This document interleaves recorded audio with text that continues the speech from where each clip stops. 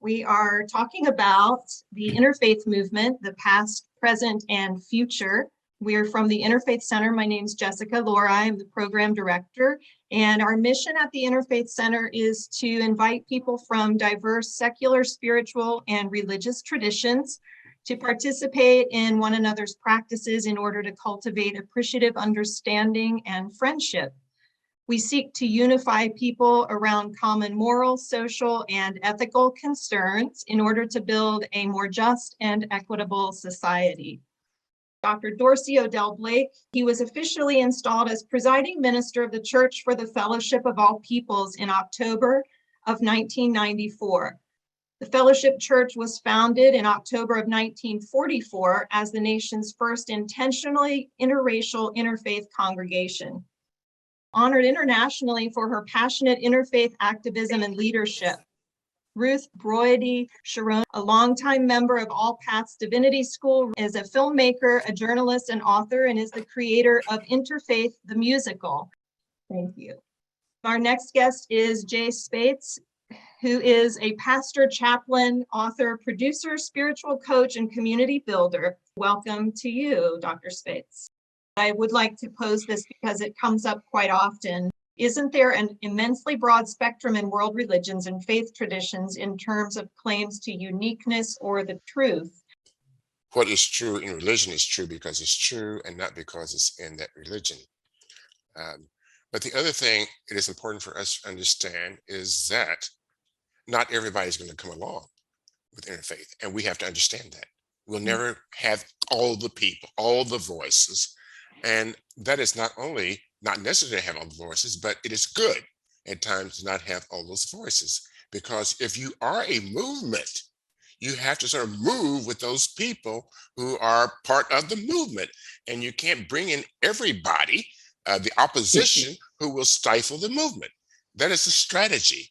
So I do not try to find everybody. I don't have the time. I don't have the energy. I don't have the resources if you're talking about a movement. I love this one more sharing from the chat. The Tao that can be named is not the true Tao. And then she says, yes, the interfaith that can be defined is not the true interfaith. Who said that? That's beautiful. I wrote a song that says, I can't tell you what interfaith is, but I can tell you what it isn't. And in some ways, that is a wonderful way to define interfaith. You know, it's not gospel, it's not a sect, it's not a cult, it's not, there are a lot of things that it's not. And I don't think we really have to be able to define it so completely that anything that deviates from that is suddenly no longer interfaith. I really do believe we're still in formation. We don't even know. We don't even know what it will be eventually, but we're in the middle of it. And I was once asked, a group of us were asked, what would we hope for the future of interfaith?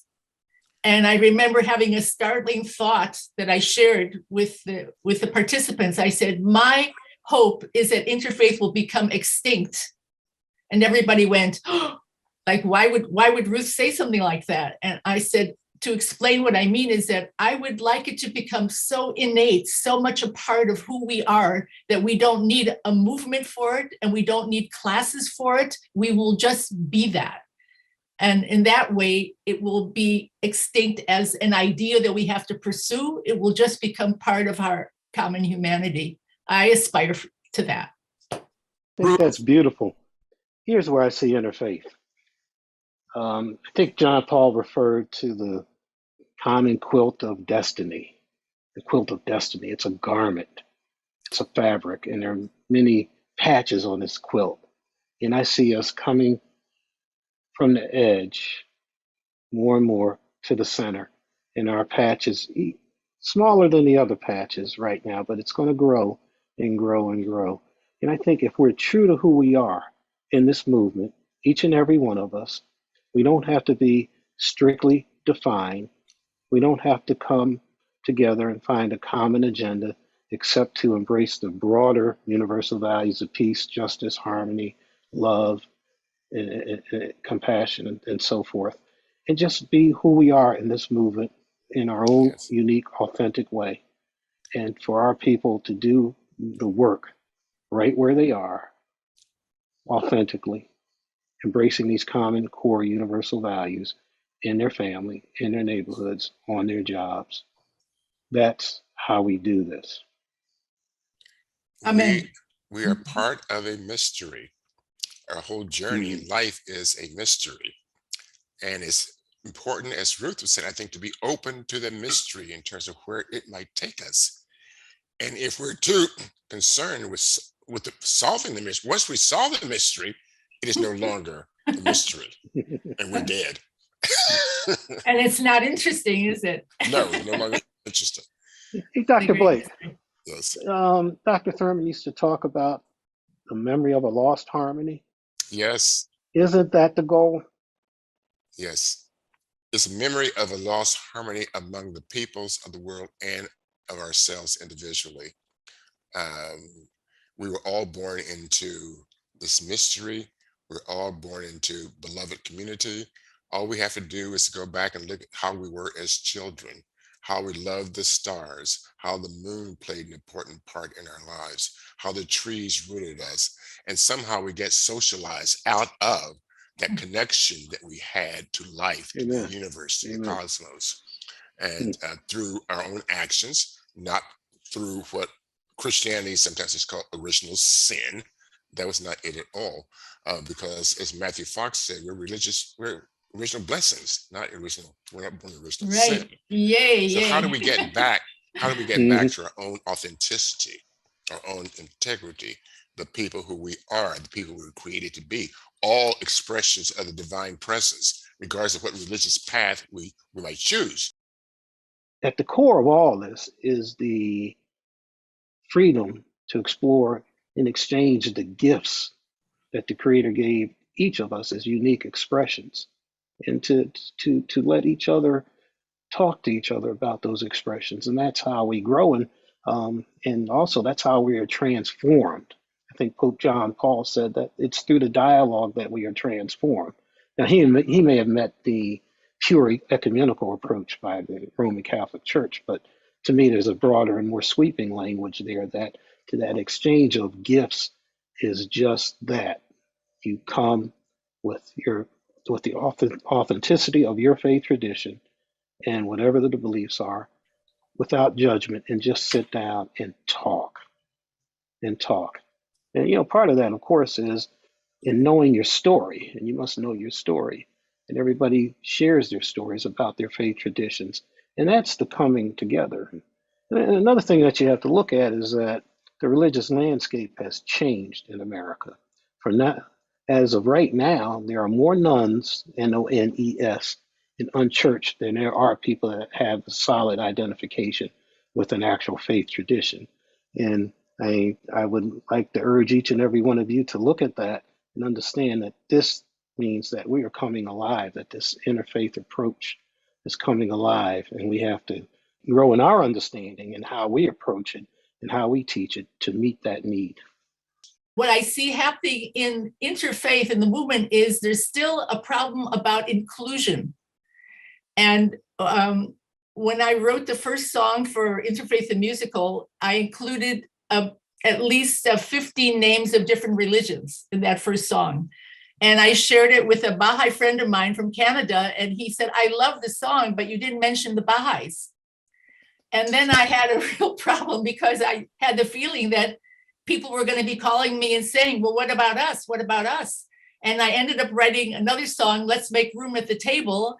And it starts out, what about the Rastafarians, the Brahma Kumaris, and Baha'i? And don't forget the Unitarians. They're all part of the interfaith pie. And then I went on to mention another 30 religions.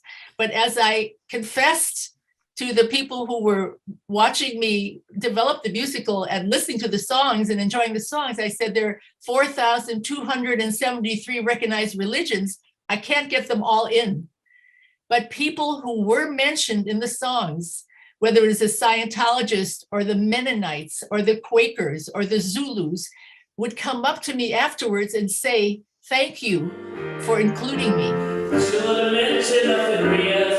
Yes, baby, and how I left this so peace.